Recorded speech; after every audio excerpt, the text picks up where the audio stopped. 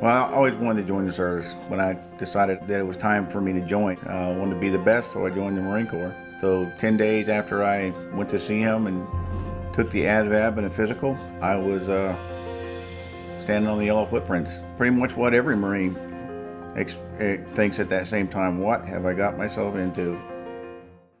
The battery that I was with was doing a security sweep of the village that we were getting ready to turn over the area of responsibility.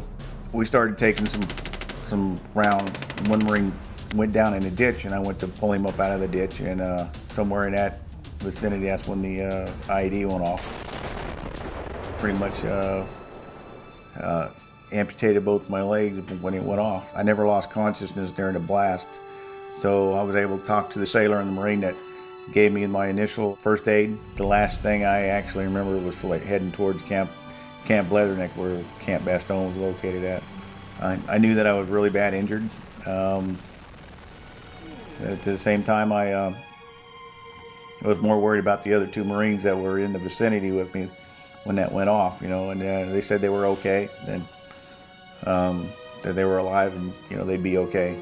Yeah, you don't want to let the Marine next to you down.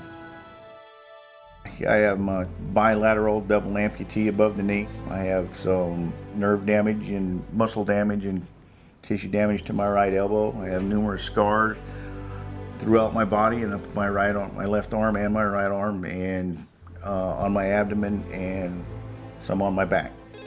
I had gotten the phone call. Nick was in getting a shower. We were going shopping. It was right before Christmas.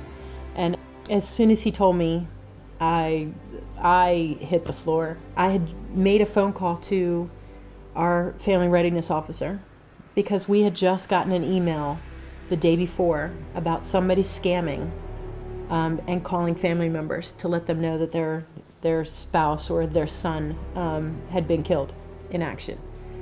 So I called her and I begged her to please tell me that it was a scam at the time. And unfortunately, she couldn't. It was scary. There was a lot that was unknown. It took about a week for him to get stabilized enough. He was not stable enough to travel to Bethesda. And that started a whole new panic wave. The nurse from Germany called me and told me that he had left, and I hopped in my car and I left. When I got off the ambulance, because I remember asking the colonel that was there, is my wife here yet? When he asked for me, I went straight to him and gave him a big hug before he got to go inside. I didn't really understand until, because my mom had been there for a few weeks, and then she hopped up on the bed, and that's when it really hit me that he didn't have legs, because in my mind she had just jumped on his legs, because he was covered by blankets the entire time, and that was really hard. It was one of the hardest things. The impact on Nicholas, he really rolled with the punches very well. I was very impressed. He sacrificed a lot after my injury. So, he's a good kid. I knew that there was going to be some things he wasn't going to be able to do, some things that I was going to have to step up more. He would come up and he would just jump right in to helping out. The things that I did on a daily basis, he just jumped in without even being asked. It was not even a thought. He just helped. At first it was really hard because you see people staring and you just kind of want to get angry. I mean, I did get angry at first. I'd be mad, I'd stare down people. Because it's not right to stare at somebody who gave up a big portion of their life for your freedom.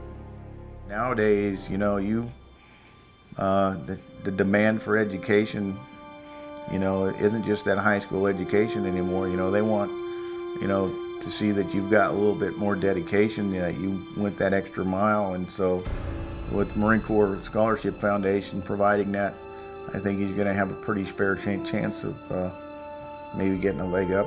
My mom has always told me that that I need to go to college. I want to go to college, but it was always the money that was kind of scary. College costs a lot of money, and it's great knowing that somebody's got my back. Well, I would like to say thank you very much. It means a lot to us for our sacrifice that they would donate this for our children, because there's probably no way that under nowadays circumstances I could probably ever afford to giving that sort of break. I'd just like to say thank you so much. I don't really know how to express like how thankful I am of them for donating. It means the world to me. The Marine Corps Scholarship Foundation is letting me have my dream. My son is going to college when he's supposed to go. And that is amazing.